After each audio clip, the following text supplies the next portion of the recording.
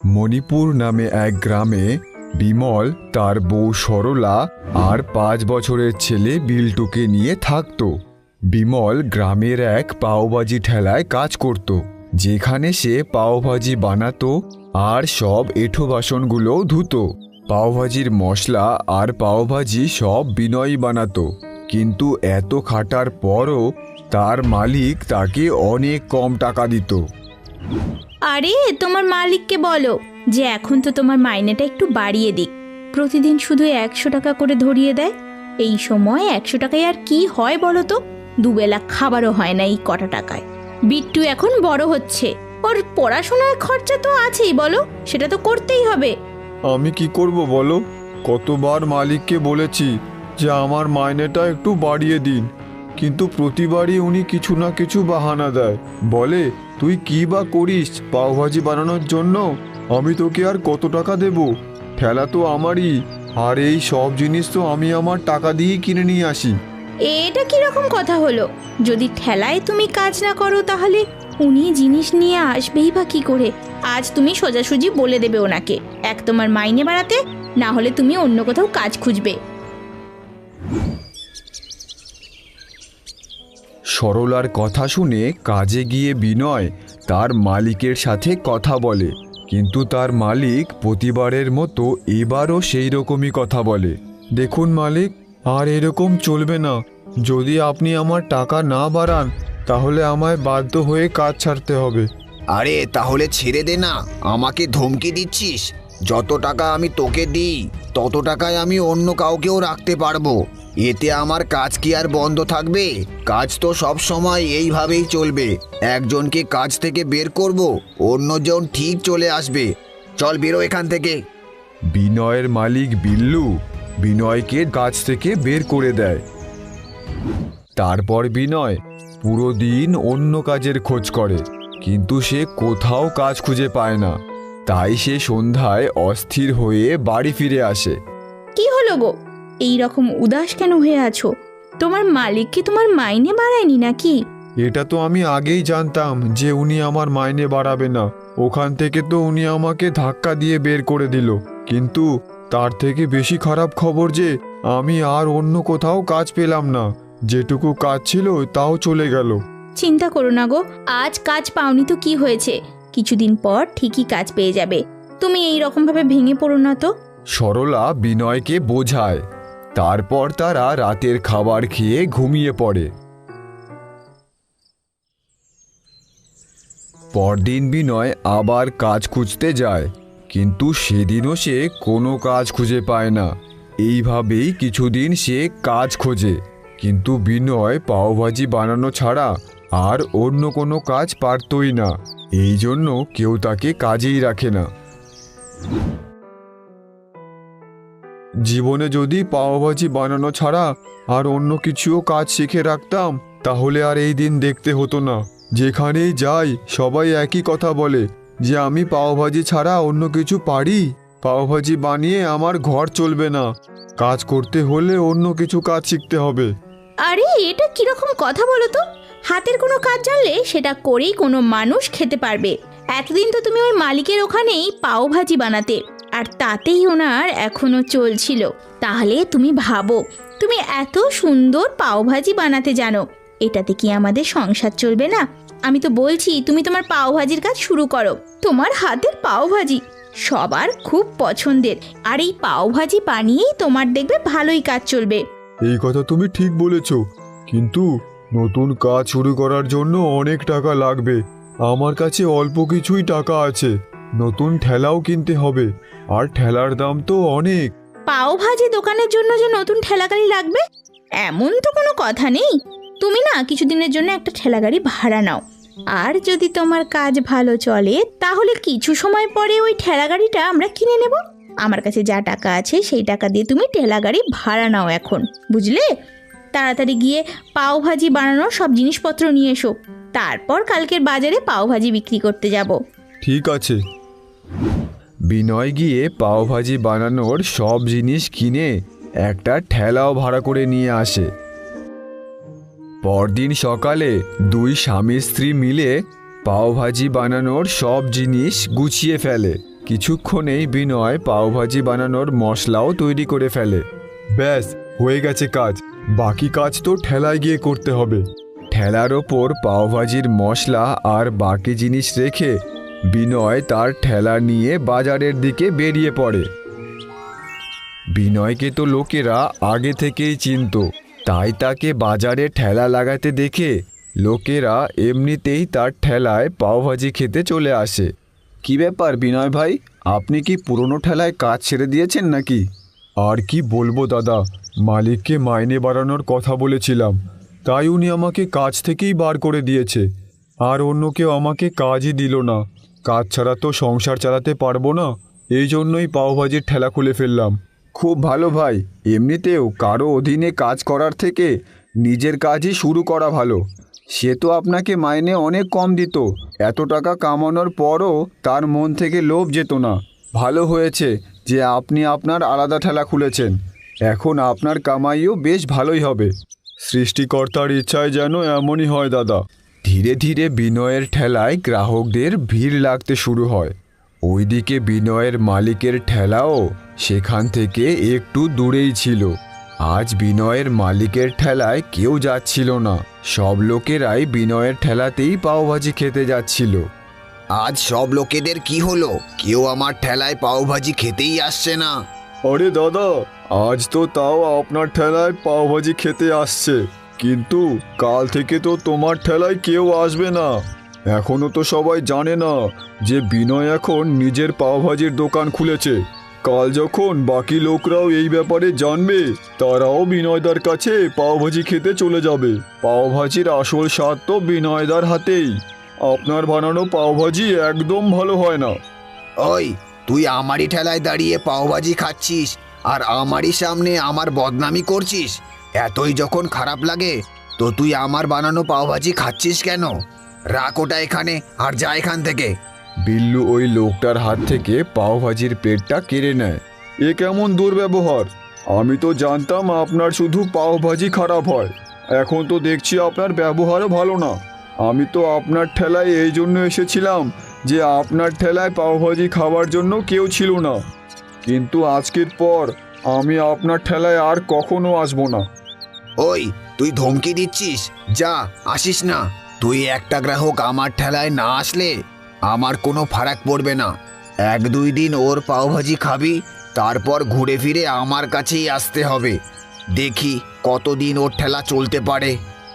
বিল্লু ওই লোকটাকে অপমান করে তার ঠেলা থেকে তাড়িয়ে দেয়, কিন্তু তারপর থেকে তার ঠেলায় আর কোনো গ্রাহক আসে না। এইভাবেই কিছুদিন কেটে যায়। এখন তার ঠেলায় প্রতিদিনই একটাও গ্রাহক আসে না, যার কারণে সে বিনয়ের ঠেলা বন্ধ করার জন্য কিছু গুন্ডাকে ডাকে। তোরা আমার কথা ভালো করে শোন, ভয় দেখা বা মারপিট কর, বিনয়ের ঠেলা ওখান থেকে সরাতেই হবে। যখন থেকে ও ওইখানে ঠেলা লাগিয়েছে তখন থেকে আমার কাজ বন্ধই হয়ে গেছে।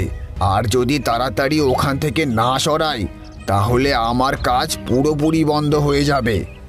আপনি চিন্তা করবেন না, আমরা ওকে এমন ধমকাবো যে ও আর এইখানে ঠেলা নিয়ে আসার সাহস পাবে না।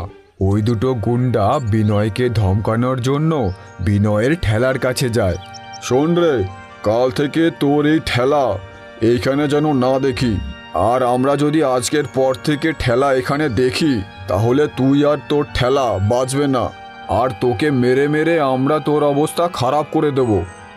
আপনারা কি বলছেন? আমি আপনাদের কি করেছি যে আপনারা আমাকে এইরকম ধমকি দিচ্ছেন? তোর এইসব জানার কোনো দরকার নেই যে আমি কে আর তুই আমাদের কি করেছিস। তুই শুধু এটা জেনে রাখ, আজকের পর থেকে তোর ঠেলা যেন এখানে দেখতে না পাই, না হলে এটা তোর পক্ষে ভালো হবে না। আচ্ছা, এইভাবে যে কেউ এসে আমাকে যা খুশি বলে দেবে আর আমি আমার ভালো চলা ব্যবসা বন্ধ করে দেব? আমি তো আমার ঠেলা নিয়ে কোথাও যাচ্ছি না, এখানেই আমার ঠেলা লাগাবো, যা করার করবেন। গুন্ডাগুলো পাশেই থাকা এক লাঠি নিয়ে বিনয়ের ঠেলা ভাঙতে শুরু করে। তখনই ওখানে পুলিশ চলে আসে আর ওই দুই গুন্ডাকে ধরে ফেলে। কি বড় দাদা হয়ে গেছিস নাকি? এই বেচারাকে ধমকি দিচ্ছিস? চল পুলিশ স্টেশনে, তারপর দেখাচ্ছি মজা। আর তুমি চিন্তা করো না, তোমার ঠেলার যা ক্ষতি হয়েছে সেগুলোর সব খরচা এরাই দেবে। পুলিশ ওই দুটো গুন্ডাকে ধরে নিয়ে যায়। তারপর পুলিশ জানতে পারে ওই সব কিছু বিল্লুর কাজ ছিল। তারপর পুলিশ বিল্লুর থেকে বিনয়ের ক্ষতিপূরণের টাকা নিয়ে বিনয়কে একটা নতুন ঠেলা কিনে দেয়। আর এই কাজের জন্য বিল্লু কিছুদিন জেলও খাটে। বাবু, একটা কথা বলার ছিল। বল শিবু, কি বলবি? দেখেন, আমাদের এই হোটেলে প্রতিদিন কত লোক আসে বিরিয়ানি খাইতে, এমনকি শহর থেকেও লোক আসে। দিন দিন আপনার মুনাফা বাড়তেছে, কিন্তু বাবু এইবার আমার মাইনেটা একটু বাড়ায় দেন। ওহো, এই ব্যাপার। ঠিক আছে, চিন্তা করিস না, পরের বছর বাড়িয়ে দেব। না বাবু, আপনি গত বছরও এই একই কথা বলছিলেন, কিন্তু এই বছর এখন পর্যন্ত আমার মাইনে বাড়ান নাই। বাজারে সব কিছুর কত দাম, এইভাবে আমি আমার সংসার চালাইতে পারতেছি না। এত কম মাইনেতে কি করে চলবে? আরে আরে, ওই দেখ, গ্রাহক এসেছে।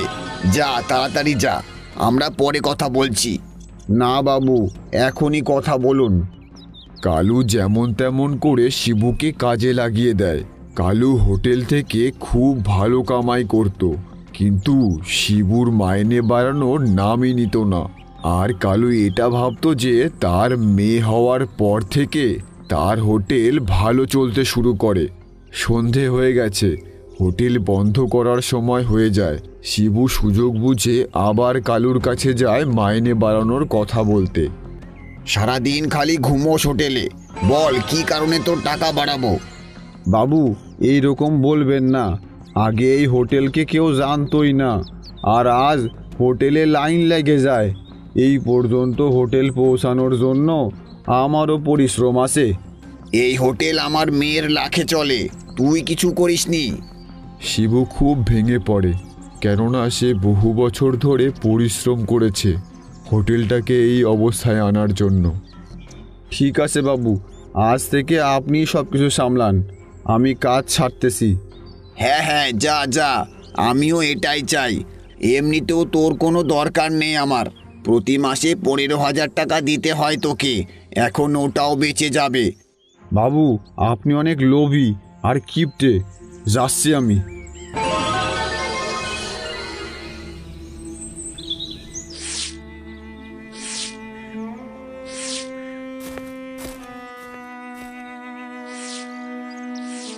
আরে এত তাড়াতাড়ি আজ দোকানে কিছু হলো নাকি? শিবু কোনো কথা বলে না, ধীরে ধীরে উঠোনের পাশে গিয়ে বসে। চোখে মুখে তার ক্লান্তি আর অপমানের দাগ। কি গো, কিছু বলছো না যে? কালুবাবু আবার কিছু বলেছে নাকি? বলছে, অনেক কিছুই বলছে। কি বলেছে? আবার মাইনের কথা তুলেছিলে? হ্যাঁ, আর আজ বোঝাই দিছে আমি নাকি কিছুই করি নাই, সব নাকি ওনার মেয়ের ভাগ্য। আমি শুধু নাকি ঘুমাইছি। শিবুর গলা কেঁপে ওঠে, সে কথা শেষ করতে পারে না। এই কথাটা বললো যে লোকটার হোটেলে তুমি এতদিন বিরিয়ানি রান্না করলে, তোমার রান্না বিরিয়ানির জন্য ওনার হোটেল এত পপুলার, আর উনি তোমাকে অপমান করলো? আরও বলছে 15,000 টাকা দিয়ে নাকি ওনার লোকসান হয়েছে, আমারে এতদিন নাকি ফালতু টাকা দিয়ে গেছে। তারপর? আমি কাজ সাইরে দিছি। ঠিকই করেছো। কি বলছো গো, সংসার চলবে কি কইরে? অপমানের ভাত গলায় নামে না গো। তুমি পরিশ্রম করতে জানো, তোমার হাতের কাজে আমার ভরসা আছে। শিবু ধীরে ধীরে বউয়ের দিকে তাকায়। অনেক দিন পর কেউ যেন তাকে বিশ্বাস করলো। দেখবা, একদিন ওই কালুই বুঝবে বিরিয়ানির স্বাদ কোথা থেকে আসতো।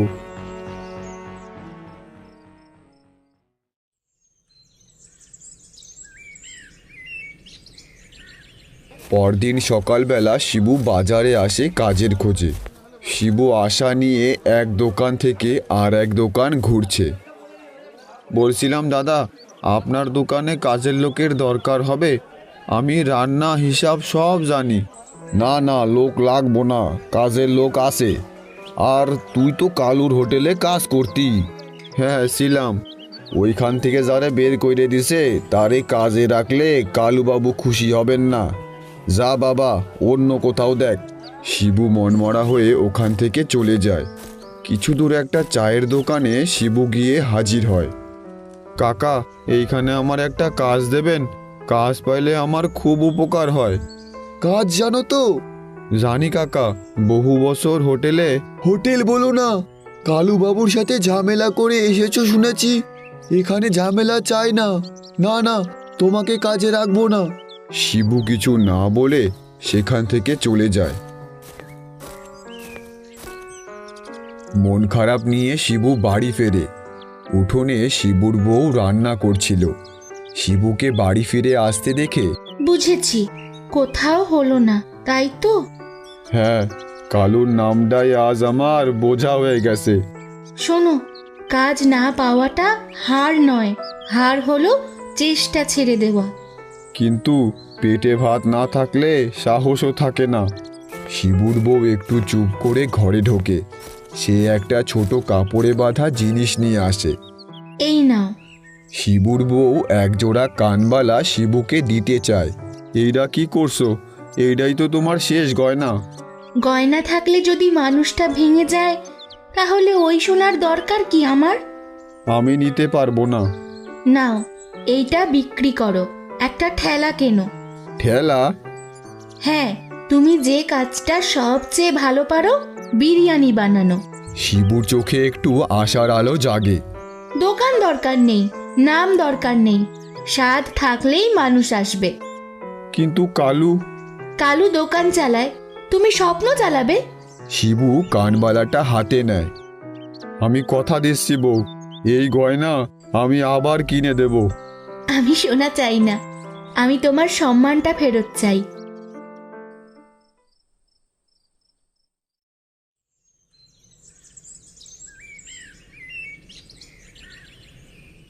এইদিকে কালুর বিরিয়ানির হোটেলে কালু কম টাকায় এক রাঁধুনিকে রেখেছে। কালুর এক গ্রাহক কালুর কাছে এসে বলে, দাদা, আজকের বিরিয়ানিটা একটু আলাদা লাগছে কেন? আলাদা মানে? বিরিয়ানি তো বিরিয়ানি। স্বাদটাও তো আগের মতো নেই। স্বাদ বোঝো, তুমি কি রাঁধুনি নাকি? আচ্ছা, তা কত টাকা হলো? হ্যাঁ, 200 টাকা। হ্যাঁ, 200? বিরিয়ানির স্বাদও আগের মতো নেই, আবার দামও এত। পছন্দ না হলে খাও কেন? এখানে কেউ জোর করে খাওয়ায় না। আমি তো শুধু বললাম। যাও এখান থেকে, বাজারে অনেক দোকান আছে, সেখানে যাও। আরে দাদা, এমন ব্যবহার কেন করছেন?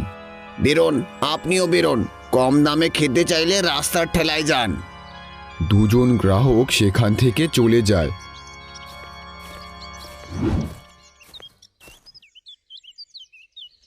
অন্যদিকে শিবু বাজারের এক কোণে ছোট্ট একটা ঠেলা নিয়ে এসেছে।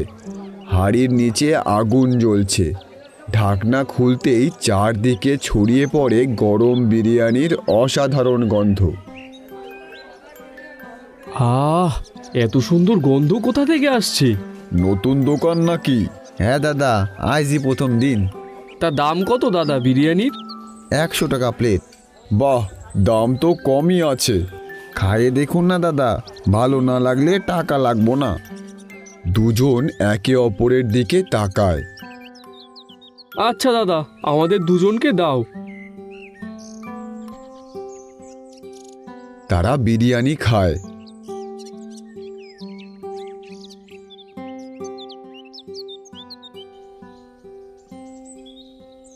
আরে দাদা, এ তো সে অসাধারণ স্বাদ। শহরের বড় দোকানেও এমন স্বাদ হয় না।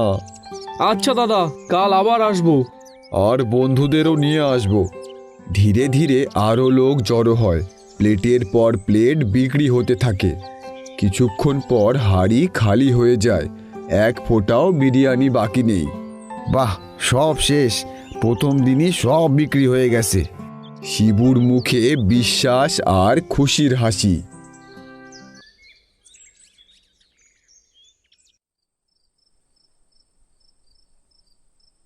শিবু বাড়ি ফিরে যায়।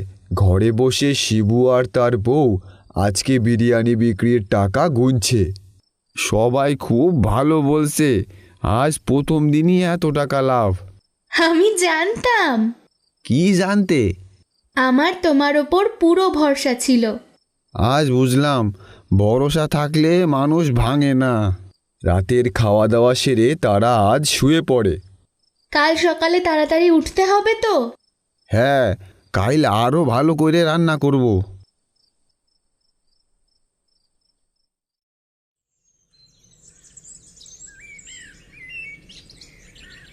কালুর হোটেলে আজ অদ্ভুত নীরবতা। হাঁড়ি আছে, আগুন আছে, কিন্তু গ্রাহক নেই। দিন দিন সব গ্রাহক কোথায় যাচ্ছে রে? আজ তো একজনও এলো না বিরিয়ানি খেতে। বাবু, কাল বাজারে শুনলাম।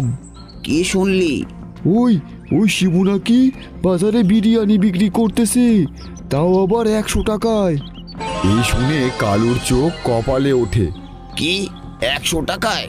ও সাহস পেল কোথা থেকে? চল তো গিয়ে দেখে আসি। লুকিয়ে লুকিয়ে কালু আর বটু এক গাছের পেছন থেকে দেখে শিবুর হোটেলে কিছু গ্রামবাসী বিরিয়ানি খাচ্ছে। এই বিরিয়ানির স্বাদই আলাদা।